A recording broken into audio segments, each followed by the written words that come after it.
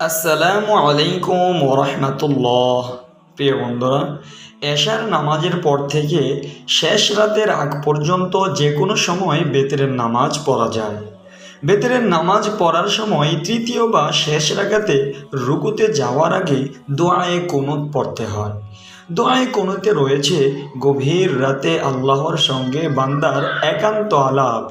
এ দোয়ার ফলে আল্লাহ বান্দার প্রতি খুশি হয়ে যান, বান্দার চাওয়া পাওয়া পরিপূর্ণ করে দেন, দুনিয়ার সব বিপদ আপদ থেকে মুক্তি দেন।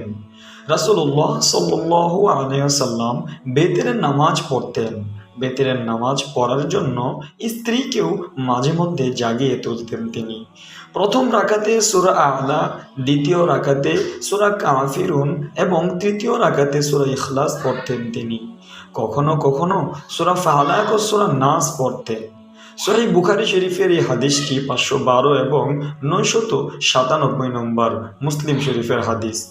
প্রিয় বন্ধুরা, কুনুত শব্দ দিয়ে নীরবতা, সালাত, কিয়াম, ইবাদত ইত্যাদি বোঝায়। কুনুতের উদ্দেশ্য হলো নামাজে দাঁড়ানো অবস্থায় আল্লাহর কাছে দোয়া করা। 5 ওয়াক্ত নামাজে সূরা কেরাত, দুরুদ, তাশাহুদ, দোয়া মাসরুর সহ বিভিন্ন দোয়া পড়া হয়। নামাজে এসব পড়া আবশ্যক। এমন দোয়ার মতো আরেকটি আমল হলো দোয়ায়ে কুনুত।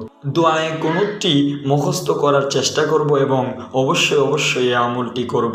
প্রিয় বন্ধুরা, আব্দুল্লাহ ইবনে আব্বাস রাদিয়াল্লাহু তাআলা আনহু বলেন, আমি এক রাতে নবী সাল্লাল্লাহু আলাইহি ওয়াসাল্লামের কাছে ছিলাম। তিনি শয্যা ত্যাগ করলেন এবং 2 রাকাত নামাজ পড়লেন। এরপর উঠে বেতরের নামাজ পড়লেন। প্রথম রাকাতে ফাতিহার পর সূরা আ'লা পাঠ করলেন, এরপর রুকু ও সিজদা করলেন। দ্বিতীয় রাকাতে ফাতিহা ও কাফিরুন পাঠ করলেন এবং রুকু সিজদা করলেন এবং তৃতীয় রাকাতে সূরা ফাতিহা ও ইখলাস পাঠ করলেন। এরপর রুকুর আগে দোয়া কুনুত পড়লেন। কিতাবুল হুজ্জার 1/201 নম্বরের হাদিসটি। প্রিয় বন্ধুরা, দোয়ায়ে কুনুতটি পড়ার নিয়ম হলো, দোয়ায়ে কুনুত বেতরের নামাজের দ্বিতীয় রাকাতে 3 নম্বর রাকাতে সূরা ফাতিহার সঙ্গে সূরা মিলানোর পর পাঠ করবেন। ইনশাআল্লাহ বেতরের নামাজ পড়ে আল্লাহর কাছে দোয়া করবেন। আল্লাহ রাব্বুল আলামিন আপনার মনের সকল আশা পূরণ করবেন ইনশাআল্লাহ, এবং সকল কবিরা সগীরা গুনাহ আল্লাহ রাব্বুল আলামিন আপনাকে মাফ করে দিবেন ইনশাআল্লাহ। তওবা করবেন, আল্লাহর কাছে বেশি বেশি ইস্তিগফার পড়বেন, তাহাজ্জুদ পড়বেন, সকল নামাজ আদায় করার চেষ্টা করবেন। মহান আল্লাহ রাব্বুল আলামিন আমাদের প্রত্যেকটি মুমিন বান্দাকে 5 ওয়াক্ত সালাত জামাতের সহিত পড়ার এবং সুন্নত বেতের সালাত সহ সকল সালাত আদায় করার তৌফিক দান করুক। আমিন সুম্মা আমিন। আসসালামু আলাইকুম ওয়া রাহমাতুল্লাহি ওয়া বারাকাতুহু।